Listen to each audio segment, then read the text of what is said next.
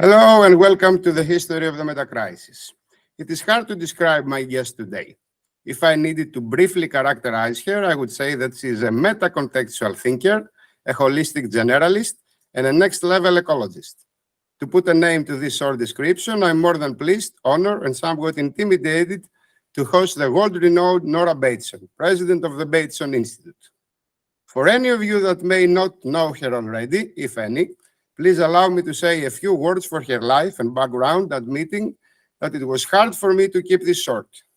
So please share my pain and bear with my agony not to leave out any of her achievements. Nora Bateson is an American filmmaker, writer, educator, and most crucially, mother of 6. She is best known for her work in the field of systems theory, complexity, and ecological thinking.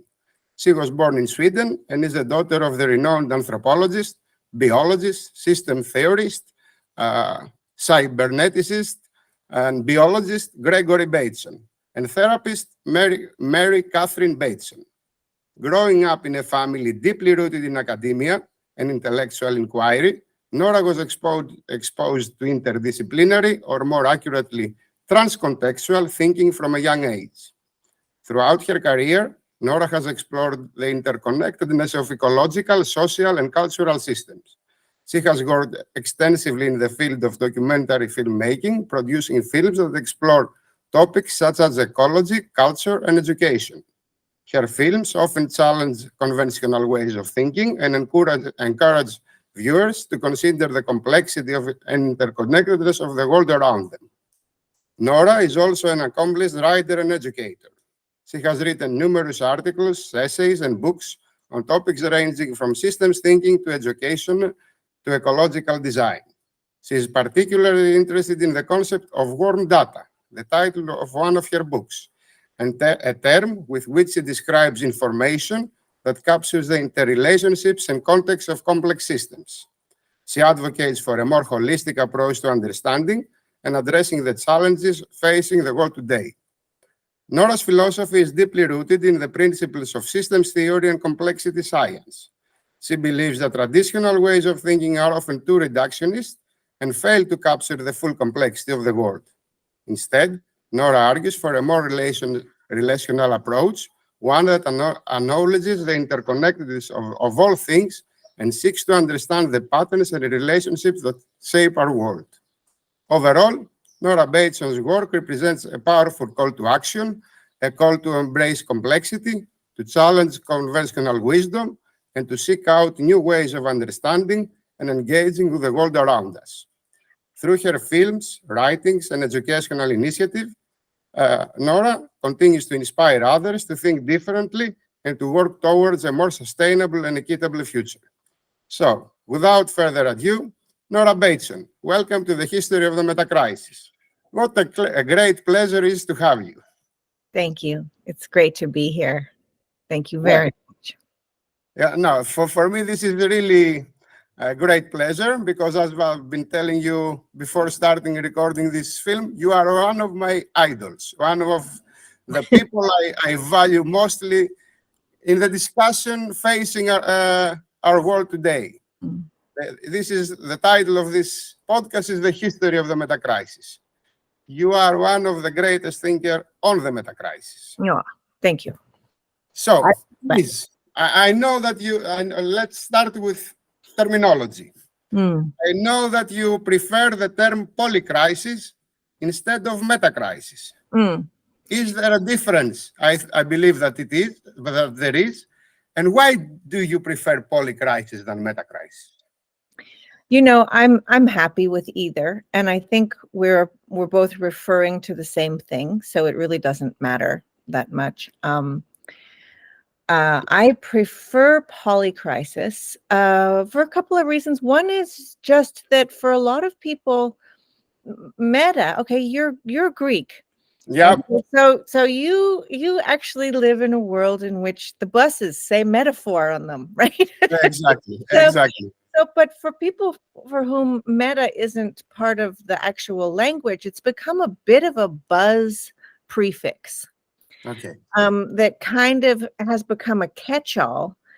And so just want to be a little bit careful with that. You know, when Facebook became metaverse, Meta lost its meta. And so there's that piece, which is not really about the meaning of the term. It's about the context that it's landing in, right? Which is a context that's has an appetite for buzzwords, and especially an appetite for meta. Yeah. So actually, enterprises are stealing our meaning now. Yeah, exactly. Exactly. So I think the main thing is that that I'm wanting to express that there's lots of things happening at the same time. And as we speak today, I think you'll get a sense of why that's important to me. I lots of my friends call it metacrisis. Daniel Schmachtenberger prefers that term, and I see why he prefers that term. But I don't really. We are talking about the same thing, so in a way, it doesn't really matter. My father was around for the beginning of the term meta-communication. Okay, and meta-communication is not necessarily what was directly communicated.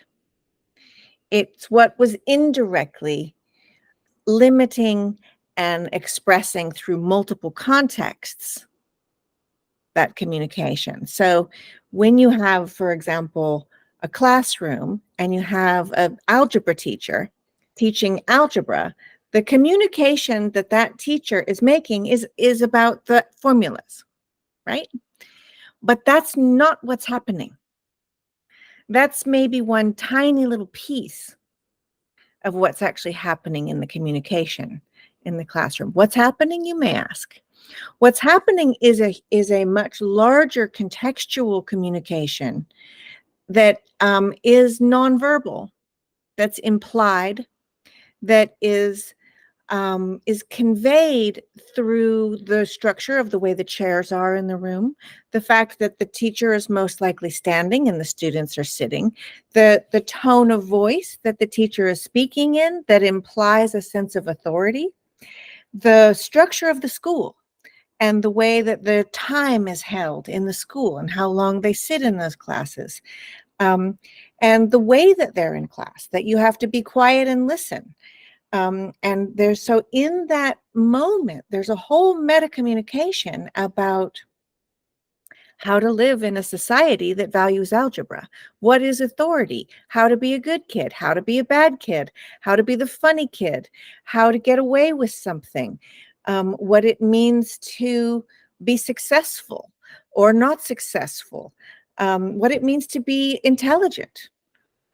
Okay. I totally agree with you. And, yeah. Your father is actually one of my formative teachers, along with the great writer of The Human Use of Human Being, Norbert Wiener. And my PhD is actually on the philosophy of strategy. So I had to deal a lot with the human brain and how the brain understands information. Communication comes from all different senses. Exactly. It doesn't come only from our voice or from the language or from the tone. It comes from every observable sense that our brain captures at the moment. And some non-observable. Some no, exactly. We know that the brain actually catches information at 0.22 milliseconds. And it becomes conscious at 0.7 milliseconds. So there is a gap of 0.5 milliseconds where the information that the brain have captured may create action to the world. So we call it instinct, but this is not instinct. This is a response to the environment. But it didn't become conscious yet. So communication, I totally agree with you, is much wider and much more extensive than people, all of us, actually have in mind when we use the term communication. Exactly. And So that's why, I mean, additionally, let's go back to our algebra class for a second. If that student has been bullied in the hall right before class, this seemingly has nothing to do with algebra, but the adrenaline and the emotional trauma And the cortisol and the dopamine, yeah. That's right. So there's a lot more happening than what's on the script. And in that sense, I actually think that what we're looking at is a metacrisis. So I think it is the right term. Sure. But I think the way that people use it, they're using it as a crisis of crises, like a redundancy. Yeah. And that doesn't really get at the sort of externalities and contexts that lead to context, this sort of nth order processes that are taking place.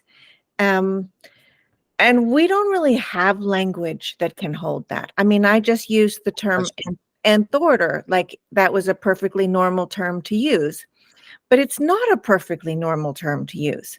I wish that it were, because I find that it sometimes is a term that alienates people, and they think, well, what's she talking about? And so that difference then between first order, which is where you perceive a problem and you address the problem, right? See a problem, make a solution. Okay, you have a rash, you put a medicine on it, the rash goes away. That's first order. But if you are looking at nth order, what you're looking at is that whatever the solution and the problem both are, they're coming from conditions that are created in conditions that are created in conditions. And likewise, the response is going to go into multiple relational contextual processes. So it's not like fixing a pickup truck, right? Where you run out of washer fluid, you put more in. End of story. Okay, that's first order. Works great. With the body or any kind of living system, that doesn't work so well. So you have a rash. Where did it come from? What are the conditions in which the body needs to express in this way? Okay, and then additionally, whatever that cream you put on it, whatever the medicine you put on it does, it doesn't just do that.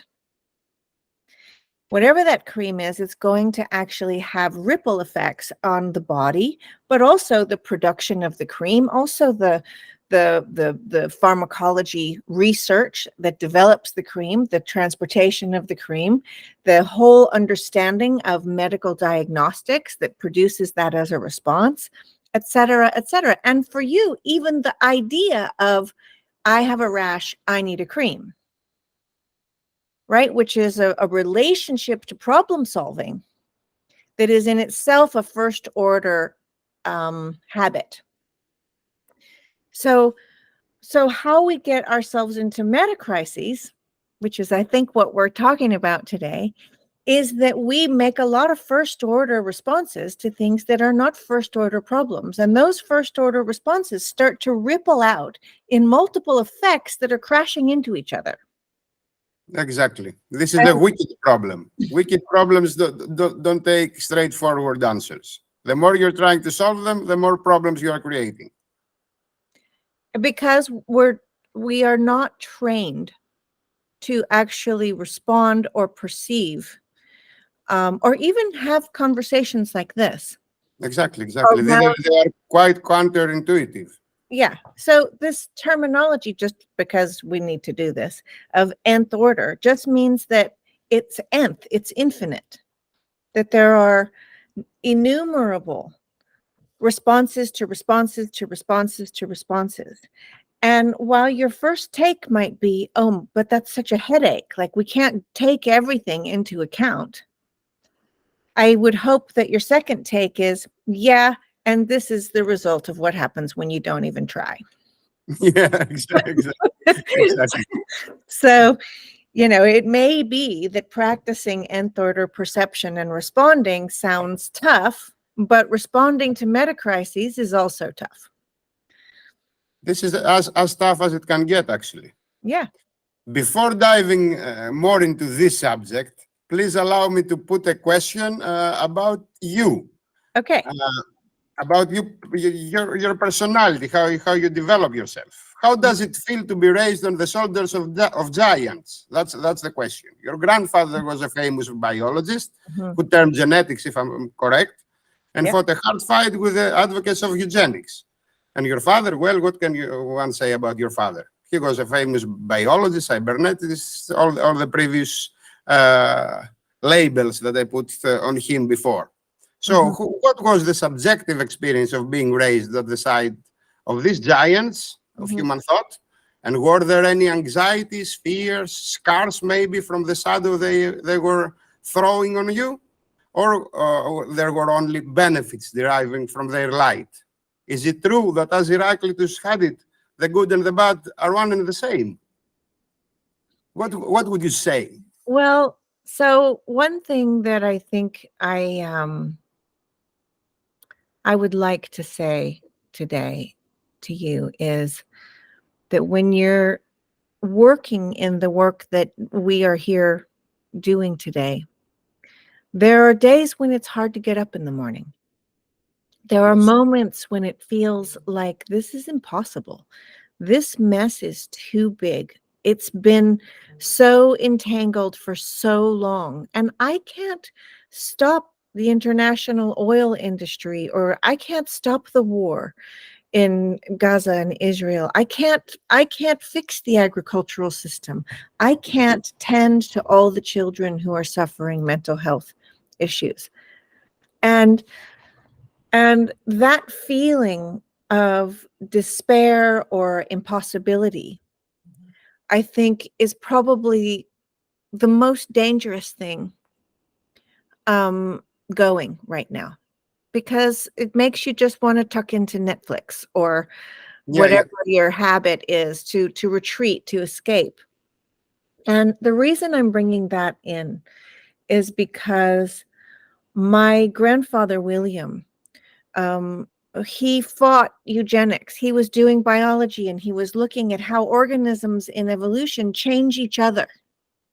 Okay, so he was looking, if you want to put it in this way, he was looking at the meta of evolutionary process, of the fact that organisms are changing organisms are changing organisms are changing organisms. And this way of doing research and of thinking was not accepted. And so the universities at the time wanted linear versions of evolution. And I like to say that William was a punk rocker. He was like seriously anti-establishment. He left the Royal Society of Science. He turned down knighthood. He left Cambridge, started his own lab, filled it full of women over 50, right? Not a bunch of young upstart boys from the, Oxfordshire groupings, but women over 50, because they could see things differently. And the world didn't really understand him. Okay. And then Gregory came along, and Gregory grew up in that household.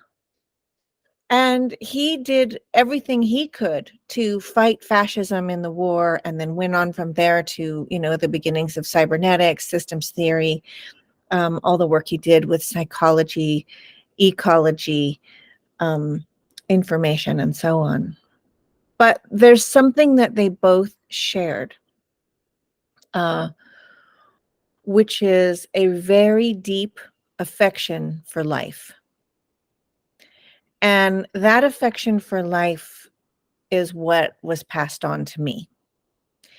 And that affection for life does not come without rigor, without hard work, without willingness and in fact, eagerness to go into this fantastic place where all these processes are shaping each other.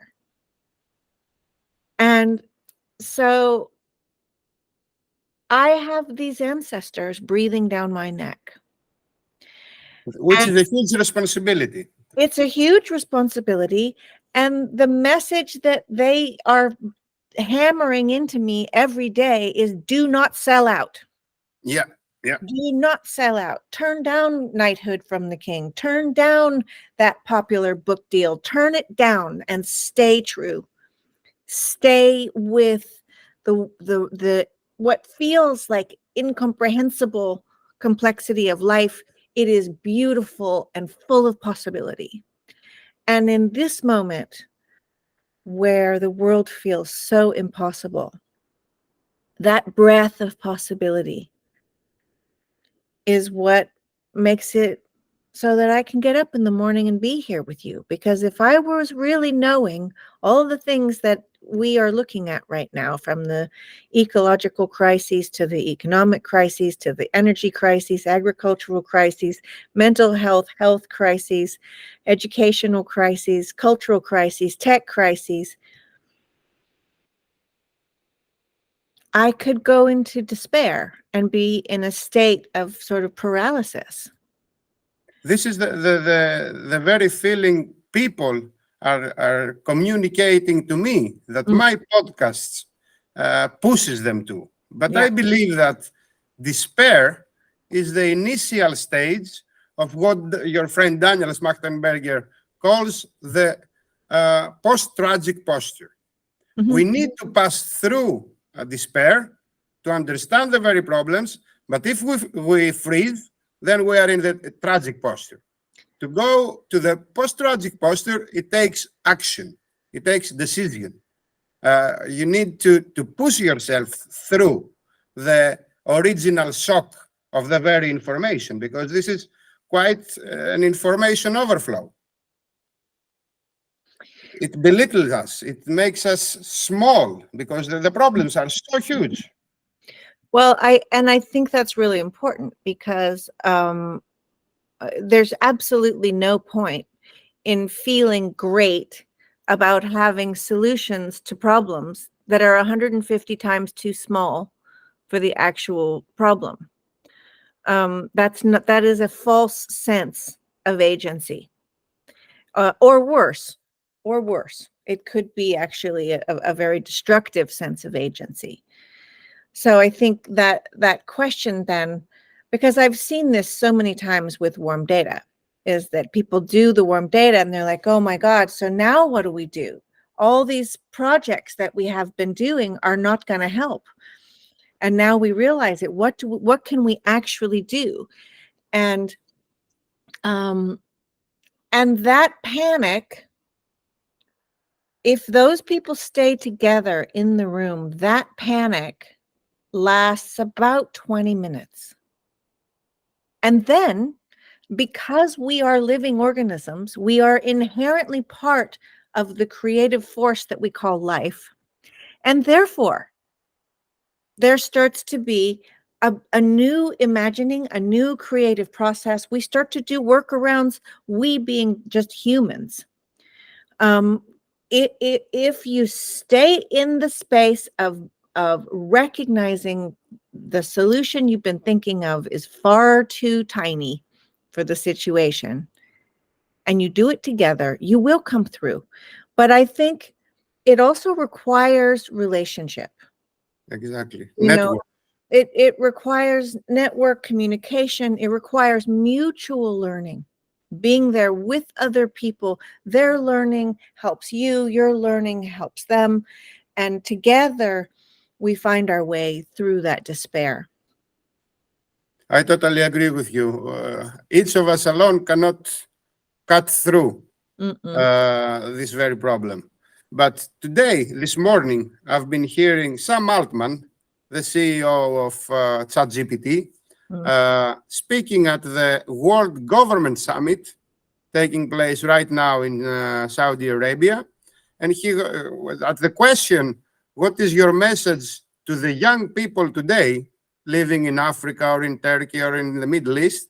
He answered like that: you are living in the most amazing era ever happened in human history. You are very lucky.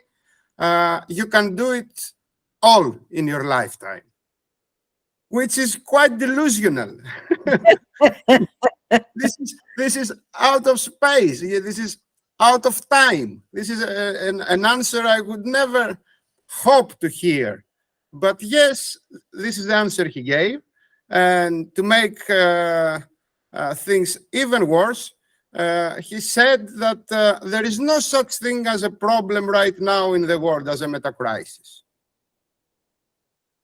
Well, if this is the state, yeah, if this is the state of, and he is one of the most successful people. Well, he was speaking to a delegation of, I don't know, 2,000 people working in governments all around the globe. And this is the message that he transmitted. So I believe that there is a good part of the world that prefers to stay delusional, to keep business as usual, because facing reality is too hard. I don't think that Sam Altman doesn't have the information. He knows about climate change. He knows about soil depletion. He knows about the sixth extinction. He knows about the exponential risk coming from exponential technologies that he is handling. But he prefers to put them aside and communicate a different message to the world.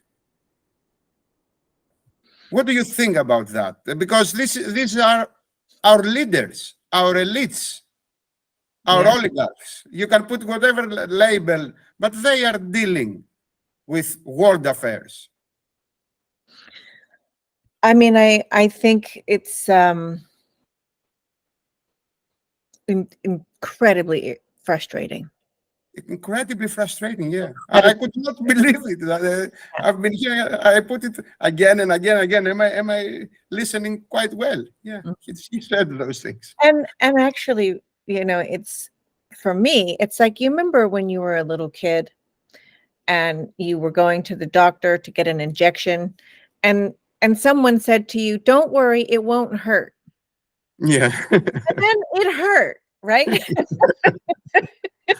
And you said, "Well, I'm never going to believe that person again." And I think that it's, you know, on the one hand, he may be feeding a delusion, but on the other hand, it's part of a larger crisis. Part of the meta-crisis is the communication crisis, the information consciousness crisis, arrogance crisis, ignorance crisis. But seriously, let's go back to communication, because I you know, there may be a way in which, in his day, as his day goes into the next day, he's not living in a flood. He's not in a war. His finances are just fine. He has a big house in, you know, Silicon Valley somewhere, right? So he's like, there's no problems. And in that sense, he can speak from that positioning. But it's one small fraction of a possible piece of that thing we might call truth. And I think there has been a really vast irresponsibility for many decades, it's not new, in the way in which communication has been used as a tool to produce particular results. Okay, so he's saying, don't worry, there's no meta-crisis, because everybody around him is completely freaked out that AI is going to destroy the world, right? He can't not be hearing that. It's everywhere. And take away people's jobs and so on and so forth. So what is in that communication is a little bit like, you know, the cigarette companies saying cigarettes are fine. It's a little bit like, you know, the heroin that is sold on the streets that is, you know, one more hit's not going to hurt you. And so it's partaking in a process of using communication in a way that undermines the possibility for relationship and perception of complexity. And that's something we see all the time. I mean, everybody from the CIA to the advertising agencies to the politicians to the religious leaders to the, you know, the news media to, I mean, even doctors are using information in ways that are so reductionist that they can parcel off tiny bits of information as though they weren't wrapped into lots of other relational process, and then manipulate it. And this is, again, a first order type of trickery. But this one, I think, is really serious because it's rotting. It's rotting our communal capacities, our capacities to commune. And that communion, I mean, I hate to say it, but that's all we've got right now. So the way in which we can be in communication with each other that hasn't been omitted or exaggerated or tweaked or controlled or reframed or pushed into some agenda, this is really where our way of being in mutual learning. When we live in a world in which the institutions around us cannot respond to the complexity of the problems that we're facing, right? You get police that are essentially arresting people for either their economic problems or mental health problems or both. Okay, you get doctors that are treating people because their work is too stressful or because they don't have what they need, economic problems, not the right kind of food, rest, etc. So, in every institution, the response is to something that's happening in another context. So the health industry doesn't really have any control over the economic or work or culture or tech, right? The tech doesn't have any control with health or politics or tech or all these other things. So the institutions cannot respond to the complexity that we are in. They cannot respond to the crisis that our lives are filled with. As individual humans, as families, as communities, people are in crisis now. Exactly. And nobody can respond to it in a way that is actually going to hold what needs to be held. And so this is why I'm saying what we have is our capacity for communing with each other. And I love this word that you are using, communing and not communicating. Communing is much more direct. Yes, this is essential. I believe in terminology. I believe that the words that we are using are speaking to us. We don't only speak them; they are speaking to us back. Yeah. In Greek, we have society is translated as kinonia. In Greek, a society is kinonia, and communicating is epikinonia, epi-society. So the very word is speaking to us. That it has to do with socialization. It has to do with coming together. The communing is creating a community. While communication is actually creating a void space that the words are passing through. They are not connecting people. Right. They are actually distancing people.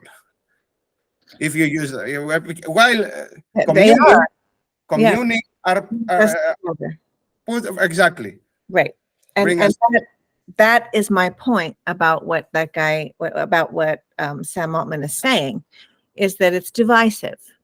Yeah, and that divisiveness is breaking relationship, breaking communication, breaking the communing that's possible to actually be in mutual learning together to get through what we need to get through, or even just to get to tomorrow. And so I think that it's one of the things I'm feeling most strongly about right now is how this runaway, okay, we said we were going to talk about runaway, is created, especially with communication. And the way in which all of these different crises are in relation to each other is being escalated by the communication or the lack of communication between them. And the ability to communicate about what's happening and be together within it. So this is, I think, one of the biggest parts of the problem that we're dealing with right now. Yes, I agree. But I don't believe that this is a hardwired fact or truth about the human species. Throughout our evolutionary history, communities were an essential part of our living. Exactly. While in industrial civilization, during the Great Acceleration, the last 200 years, we broke down communities and we created megastructures that are well beyond our physical capacities to connect. We are creating artificial blocks where there are no straight lines in nature. Mm-hmm. Our biology cannot support us living in vertical lines. So whenever we do that, we are actually breaking down our capacity to connect, our capacity for relations. I was raised in, here in Patras, but my grandfathers were in a village. In the village, we practically had no home. All the village was the home. We were eating no matter to which of my friends' house. And we were sleeping no matter to which of my friends' house. And they would seek us out sometime to find us if something very important was happening. That was a community. You don't get this sense in any city. People don't really speak to each other in the cities. They do business. Nobody connects with each other. So this breaks down the barrier, breaks down the human capacity for connection, for empathy, for compassion, and creates all the psychological problems, health problems, managerial problems of the societies. Right now, we see a great problem of polarization in politics, also in geopolitics. But this all come from the human factor. We are the problem. and I think this habit of manipulating communication is part of this, because the easiest manipulation is to create a binary, right? Yes. Is AI good or bad? Are you on the right or the left side of politics? Exactly. Are you with us or are you with them? And this manifestation of these binaries creates the illusion of a two-sided story. And these are not two-sided stories. It's always a spectrum. It's a meta-crisis. That's the whole thing. It's not a bi-crisis. Yes, yes. It's not a duo crisis. It's a it's a polycrisis. It's a meta-crisis.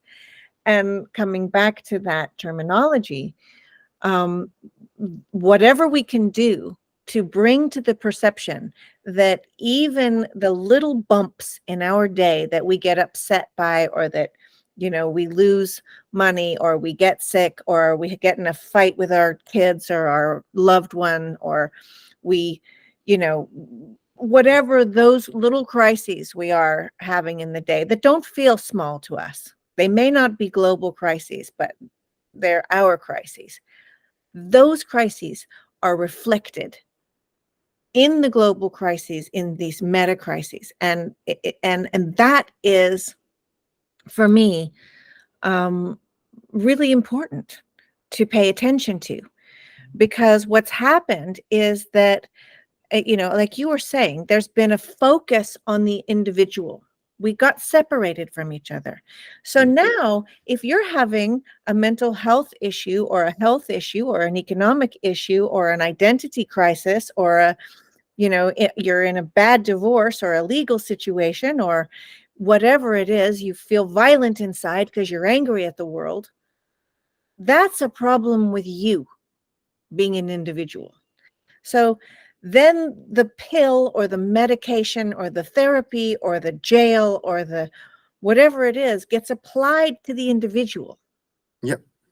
But really what's happening is the family, the household, whether it's your blood kin or your chosen kin, whatever you want to call that, they're holding all the resilience of how to take care of you, or you take care of them.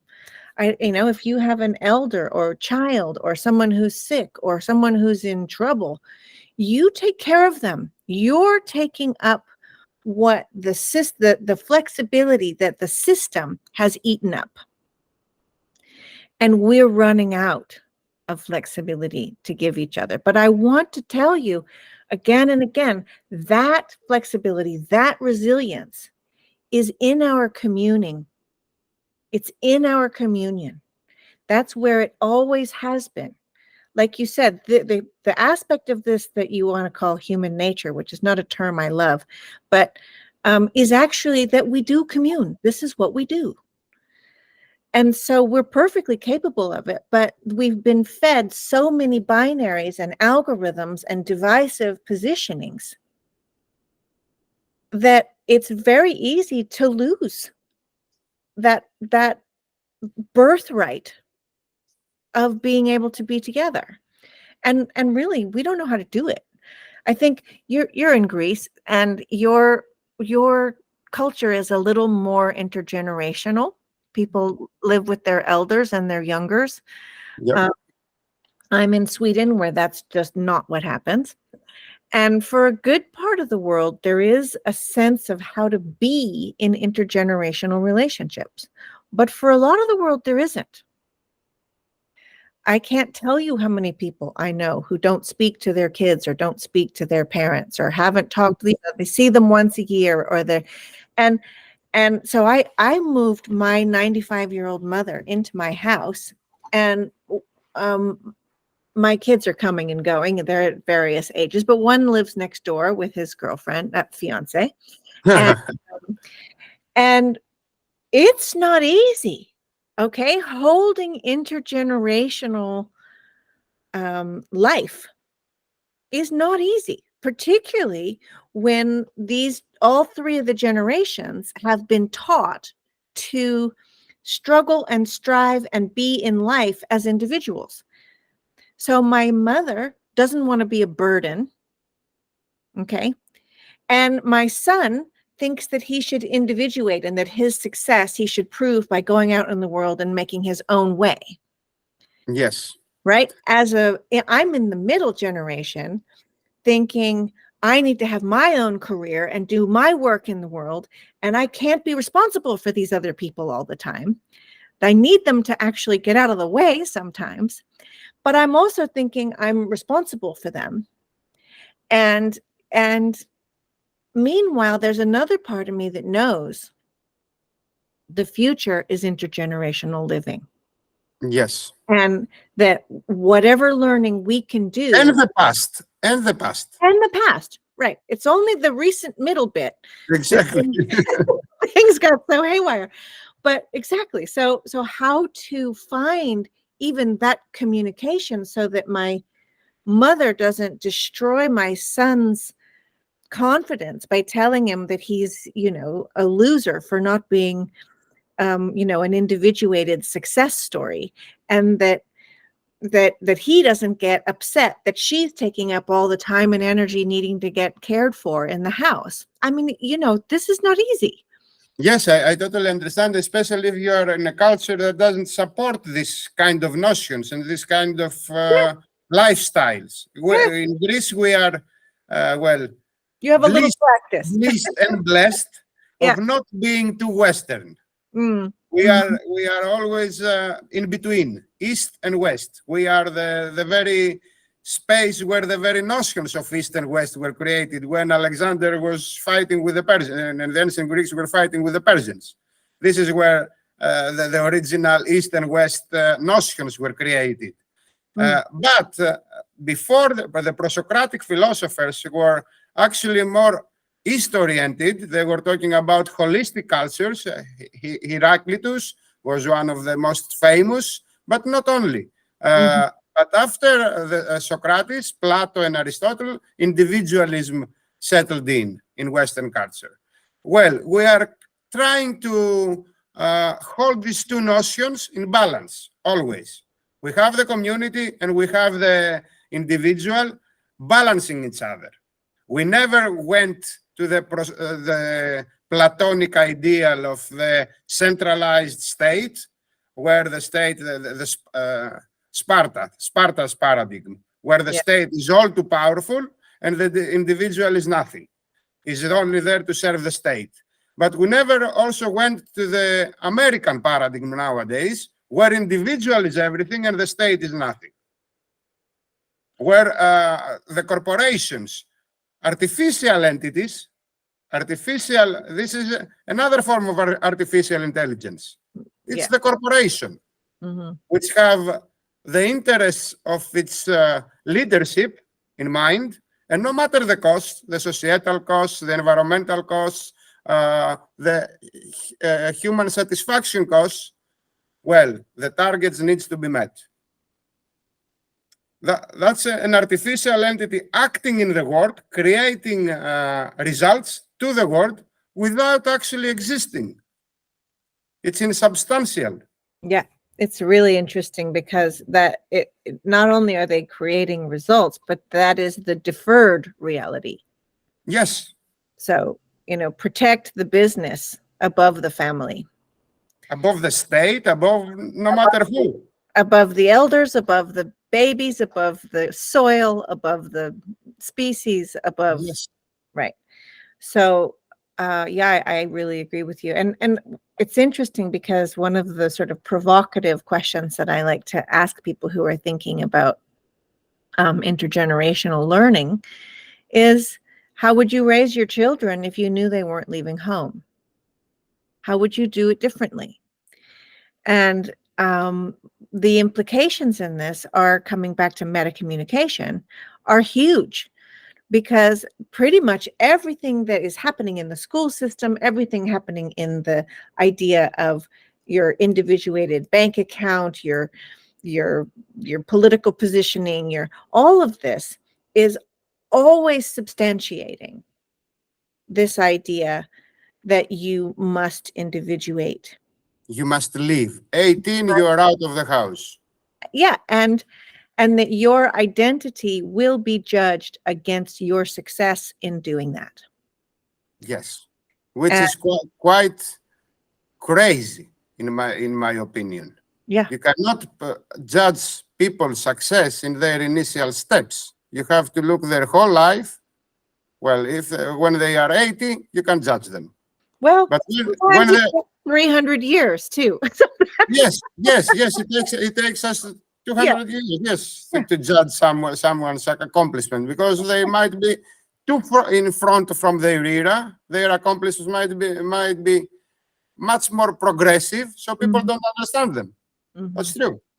But judging personal achievements at the age of 18, 20, when actually people don't even have their prefrontal cortex formed yet, is actually a crazy posture in life.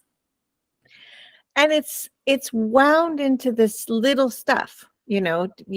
How are you ever going to live on your own if you can't keep your room clean? How are you ever going to live on your own if you can't? You need to learn how to drive a car so you have your independence. You have to learn how to And under each of these progressive steps of development is the underlying message that you must individuate successfully. Yes. And so what does it look like then in day-to-day communication if there is a recognition that we're going to be together?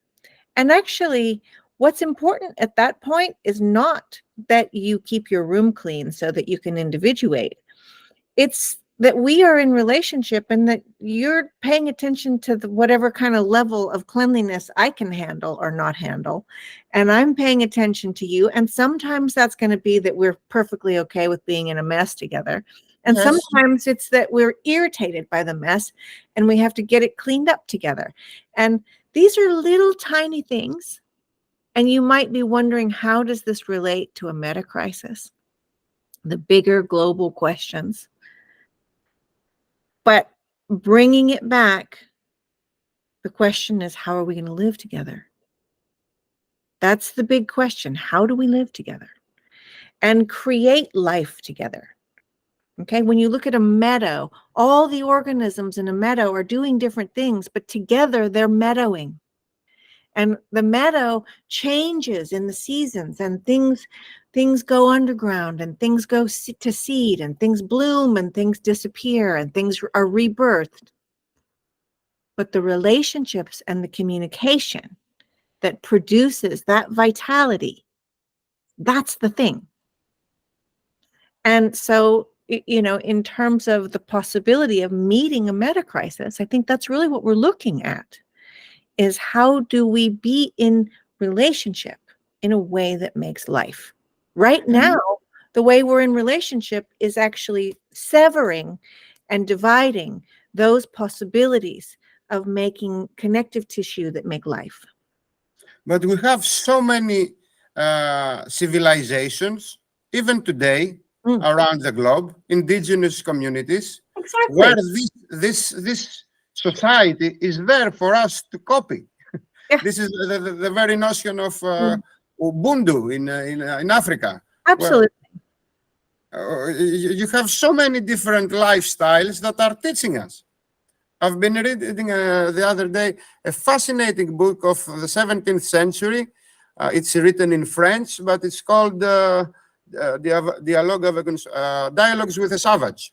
Mm-hmm. It's about a chief of the American indigenous communities back then, after the wars in Canada between French and English and the indigenous people. Well, he was a chief, and he came to Europe. And this is a true story. This is a historical fact. And there was this French aristocrat who was hosting him, and afterwards he explains all his meetings in a literal way.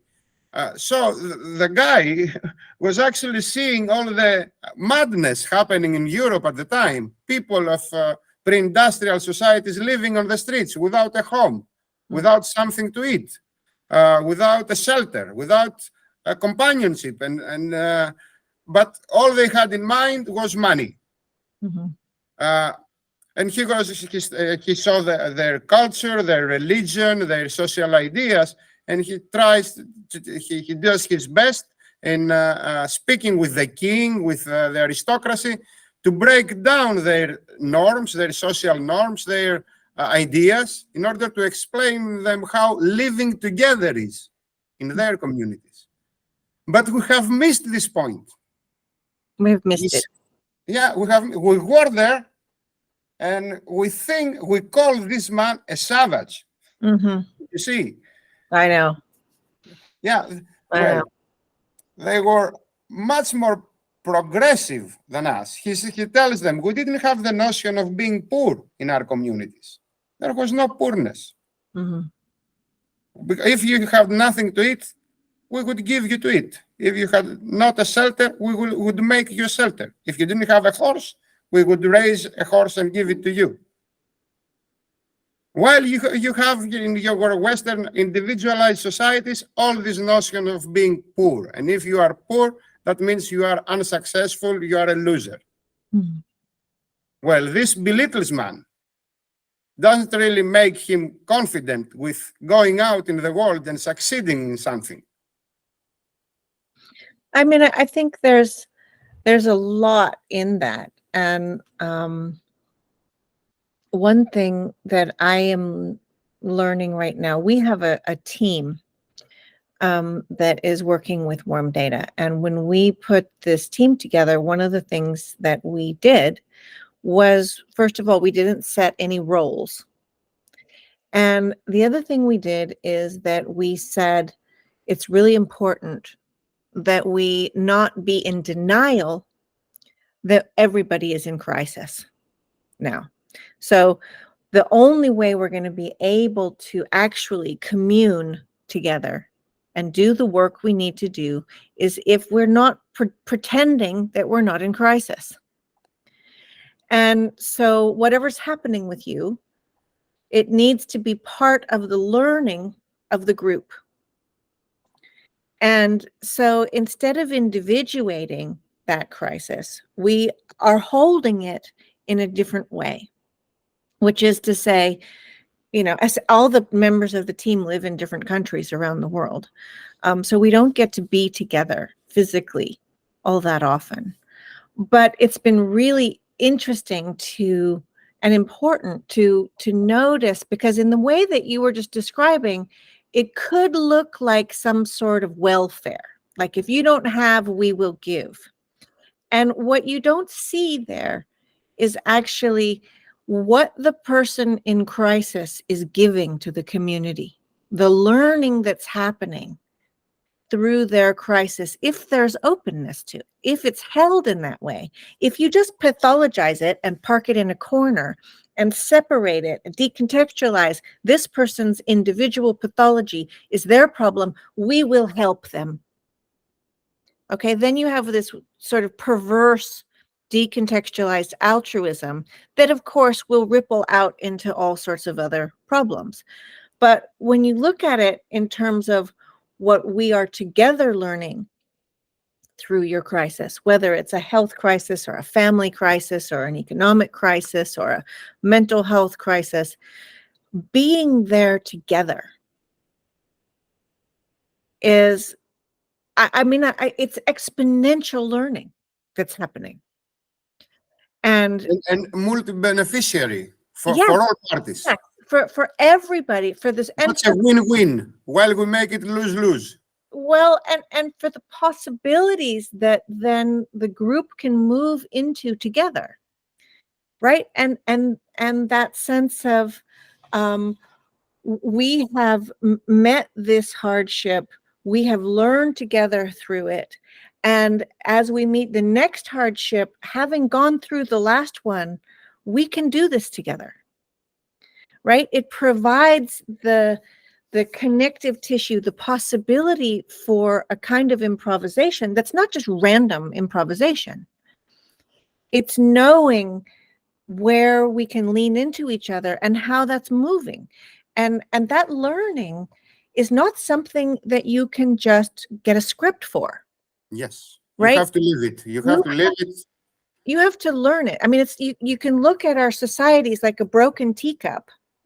And you can say, wouldn't it be nice if we were all just whole again? But we're not. The brokenness is real, and it's several generations deep. So what does it look like to produce situations, or to meet the situations, because they're already produced, to meet the situations we're in on a day-to-day level in a way that allows that mutual learning, so that there is a new way of holding together, New wholeness. Yeah, but it's not like the old one, because Yes. something that's made of broken pieces, right? The Japanese word, I think it's kushigi or something like that, where you, Yes. yeah, and how does that happen in teams, in families, in communities? And the thing is that is, I think, one of the few ways that we can actually meet the meta-crisis or the poly-crisis. But it requires it's work. There's no question that it's work, because when people are in crisis, they're not easy to be around. There are two notions that I would like to bring to you so we discuss. One is resilience. Mm-hmm. The second is anti-fragility. You know the notion of anti-fragility. Resilience, you bounce back to the previous homeostatic state. Mm-hmm. But anti-fragility actually is bouncing up to a new higher level. I believe that the human species, actually nature at large, is anti-fragile. It's not only resilient. So even if you have broken pieces, putting them back together may actually make them bounce back to a higher state. Yeah. The problem is that we keep them separated. Not that they are broken. Even broken pieces, if you put them together, they may create a new reality for all of us, which would be actually like the chicken coming out of the egg. Hmm. When the environment finishes inside the egg, the chicken has to push, and this is a hard labor. It presupposes pain, because out there is the unknown. Hmm. But there is a whole new world. This is like what you're saying in some of your films, that it's like taking down the scenery and looking outside to the world. Mm. Or we can keep things apart, where everybody stays alone, isolated, feeling small, feeling the whole world is crushing him. And then this anxiety reflects to the meta-crisis, creates the meta-crisis, creates wars, creates anxieties, creates soil depletion, climate change, and we cannot really find a way through as individuals. While coming together, we are 8 billion people.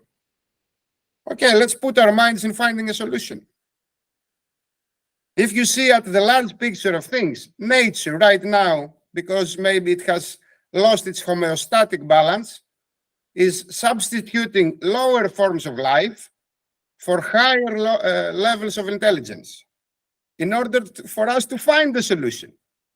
But if we don't come together, nature's balance is going to go off track quite fast, and it will destroy us as well. Mm. That's the way I see it. How do you see it? I mean, in principle, I really completely agree with you. I'm a little bit careful with both of those terms because they come with pretty established models. No, that's why we're going to discuss them with you. And I think I am more inclined toward something wild. So in my experience, what I have perceived is that when there are possibilities for, I just wrote a book that's called Combining. Combining, I loved it. I loved it. Oh, I'm so glad. And the whole idea of combining is that there are lots of different processes that are always combining, and you kind of don't know which direction they're going to go. But that there is moving. Okay, it's combining, not combinations. Yes.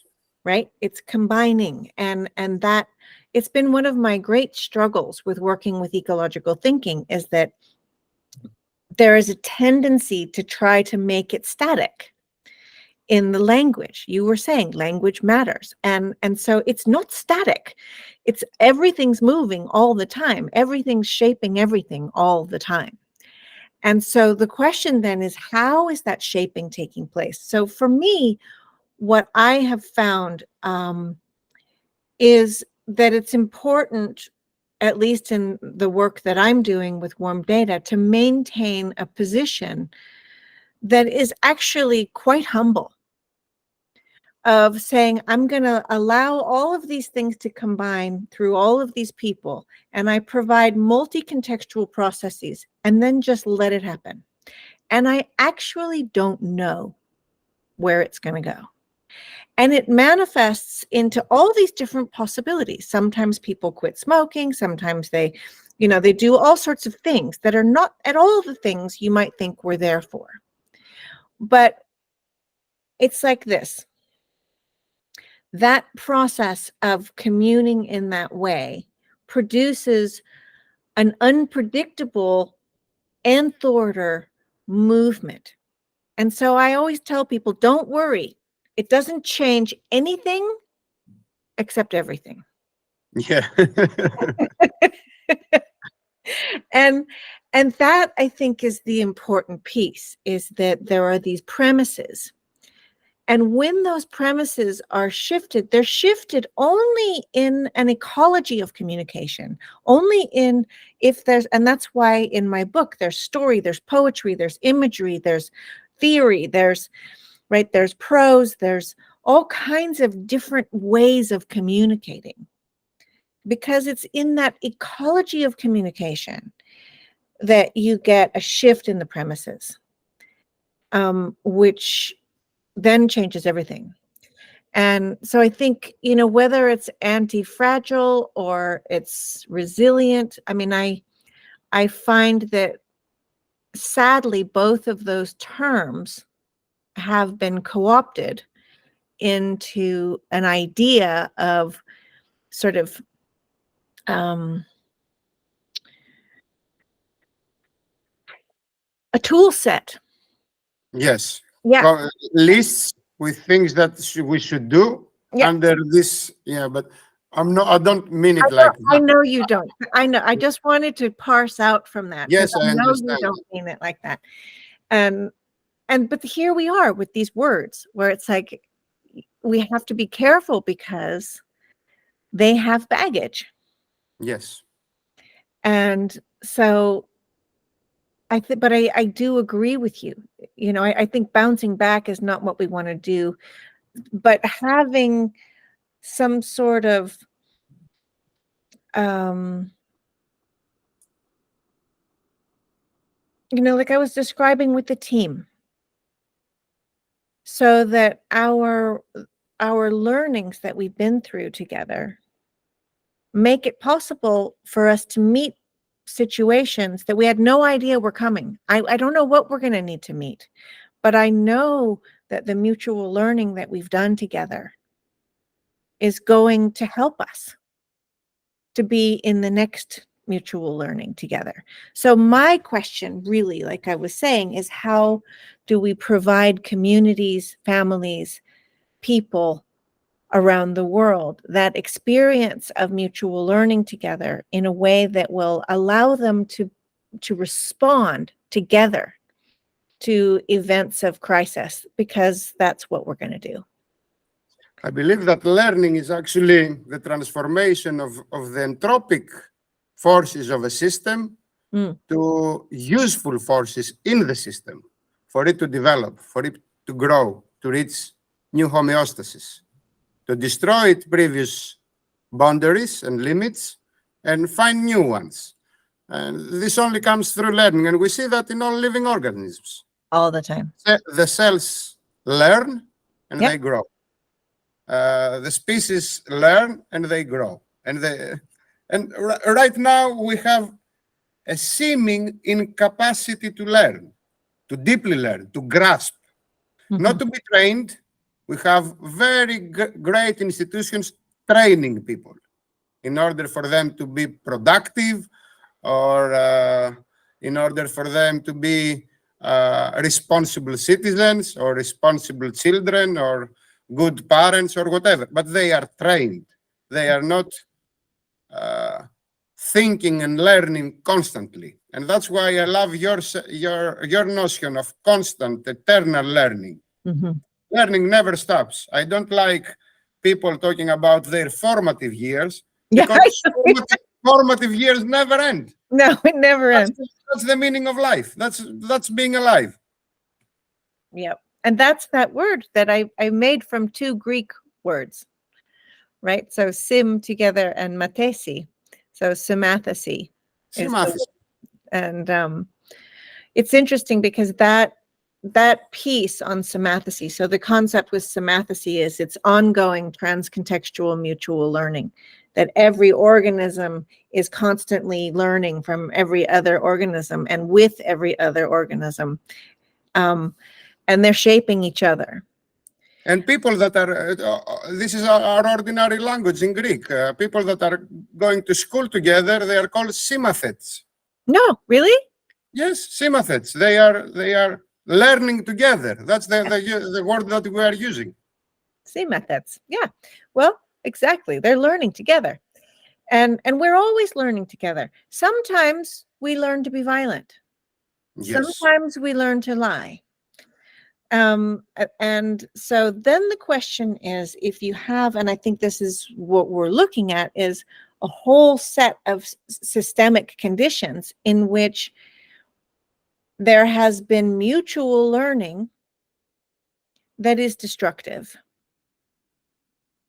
We are in a symathesy, if you will, that has as its premise individual gain.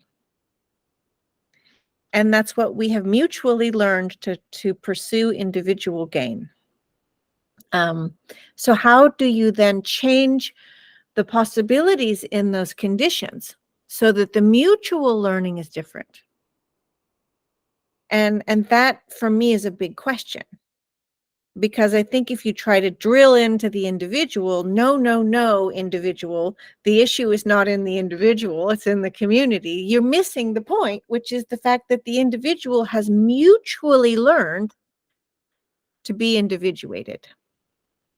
This is actually the point Krishnamurti was making throughout all his life. Right. I love him for this idea that the individual is never the individual. The problem is that he sees himself or she sees herself as an individual. The problem is not a problem.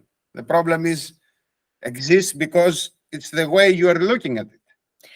And it's the way we've been mutually habituated to perceive.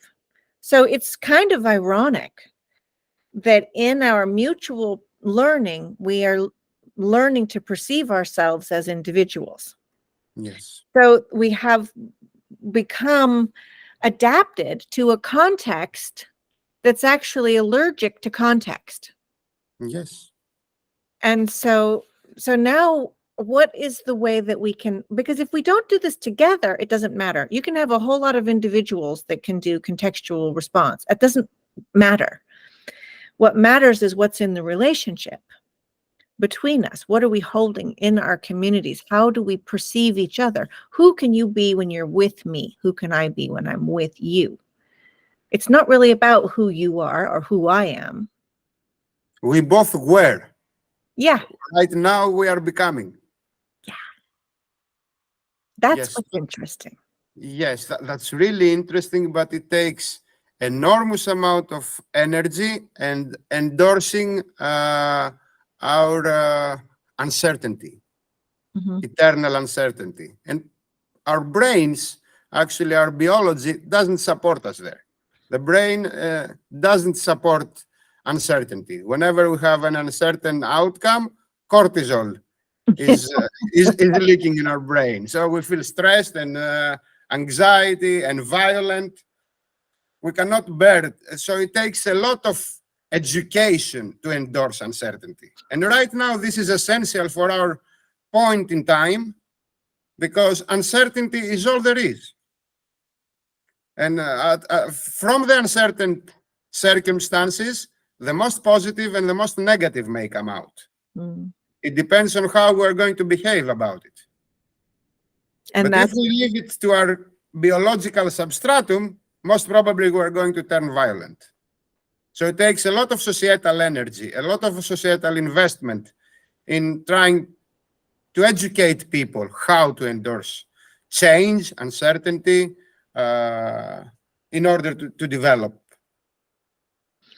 To really develop, not growth. I'm not talking about economic growth, this 2-3% per year, which is out of question, actually, because we are destroying the resources of the planet. But I'm talking about personal development, which evolution. It's evolution, because it's evolution. It isn't really personal. It's actually communal. You are talking about the superorganism now. Yeah. Yeah, it's communal. The learning that is needed is communal. And I'm thinking about that great scene. Did you see the movies, the Lord of the Rings movies? Yes. There's this beautiful scene where Frodo is going to just go to Mordor by himself. He's over it. He's like, I'm taking the ring back to Mordor by myself, which is such a great metaphor of we just got to give this horrible thing back. Just put it back. And he's leaving and he's going on his own. And Sam, his friend, comes running up after him and he says, Frodo, Frodo. And Frodo says, I'm going alone. I'm going alone. And Frodo says, of course you are. And I'm coming with you. Yeah, that's it. That's it. Yeah. That's I think that sense of, we're going alone and we're coming with each other. Okay. Well, the state of the world right now, how hopeful or how pessimist you are? Where would you put yourself? What is your P-doom? Have you seen this number? P-doom. P-doom. This is the possibility of doom. Would you I mean, I Would wish you hadn't asked me that this week, because this week, What happened is this a week? hard week for me, and Okay. um, Try to average it through time. but I remain. I don't think I have any hope whatsoever in existing institutions or establishment. So Mhm. I don't have any hope there. And that has taken a lifetime To achieve. to achieve. And I say that there's a lot of pain in those words. There have been moments, even right up to this week, where I thought there must be some way, there must be something. But what I do have a sense of possibility with is in the strange surrealism of how life seems to happen. So if we really were on a linear trajectory, I would say would be nothing short of completely screwed. Yeah. Fortunately, we're not. Fortunately, there is that small gap between what we perceive and what we don't perceive. Fortunately, there are continual mistakes and miscommunications. Fortunately, there is life.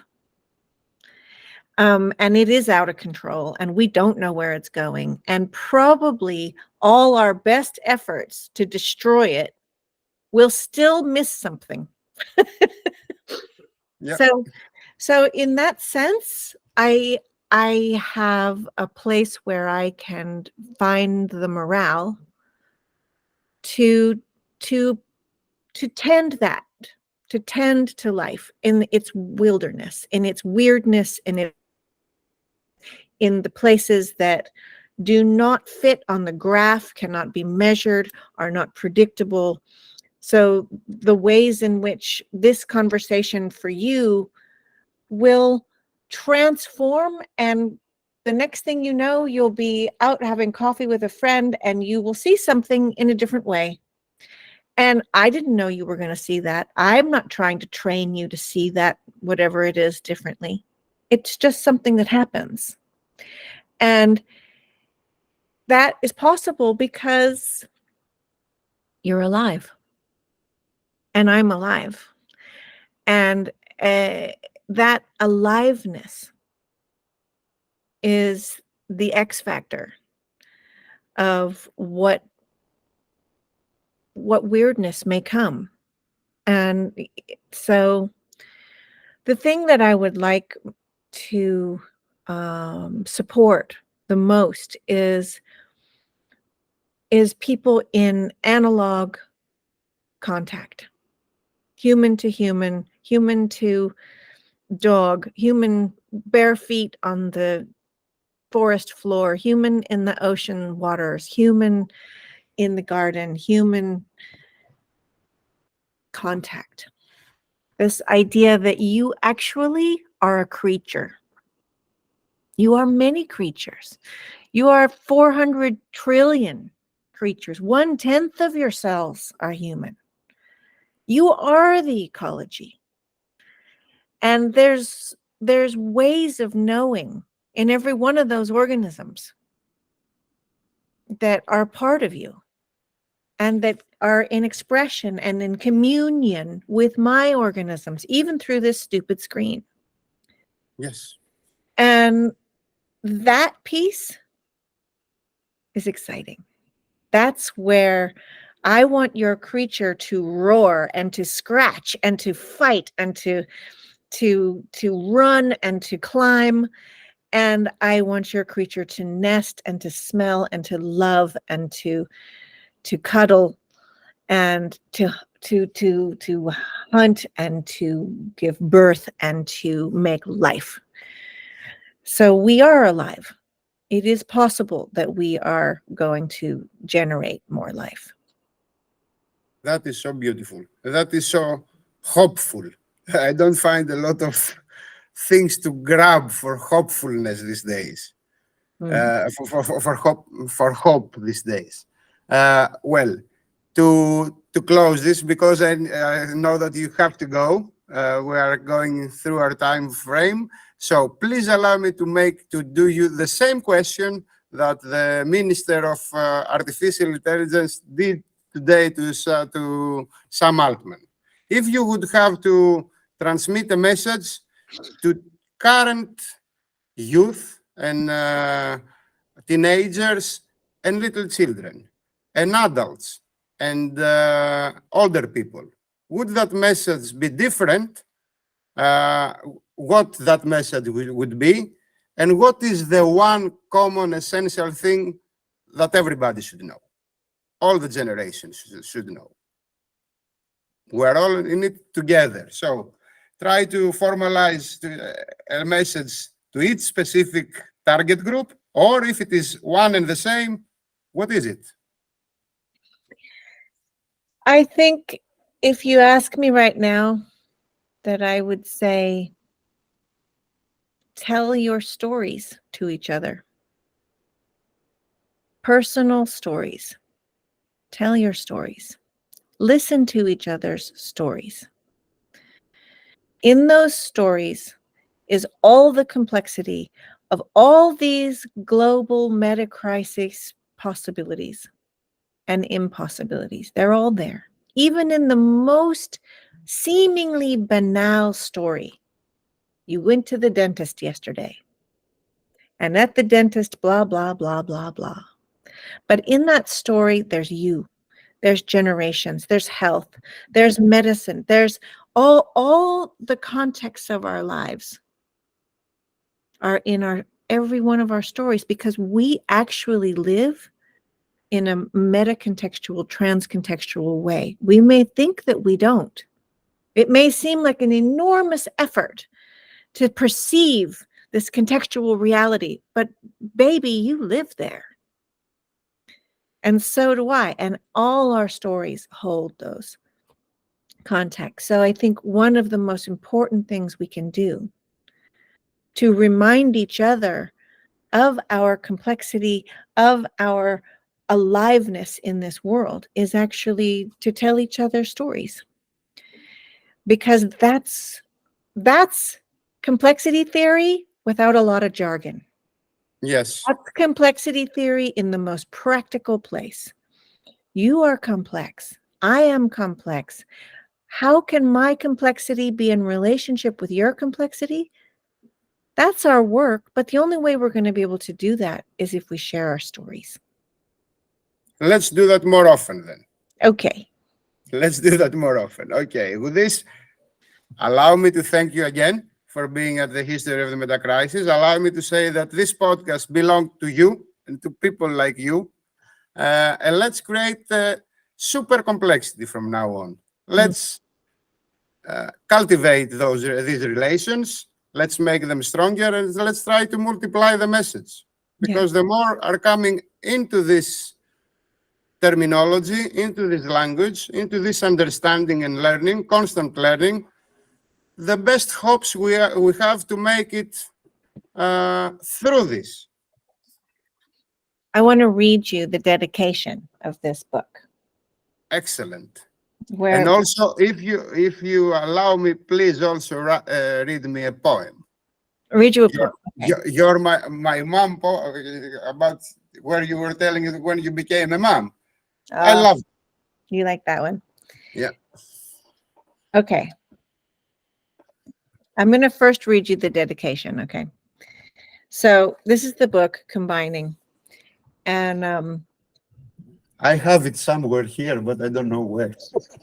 I haven't looked it up. It says, this book is offered to your pheromones that help you fall in love. This book is to the you of so long ago that felt alone in not fitting into the world people called normal. I offer this work to your one crazy eyebrow hair with a twist of its own. This book is for your breath, coming and going unannounced, making you implicit in the same wind that moves the clouds and trees. I dedicate this book to the way in which you know, even as you describe a dream, that your words cannot express the vivid realm you encountered there. But you grope for language anyway. These untamed and unmappable phenomena are reminders of uninvited possibilities to be alive together, beyond illusions of control.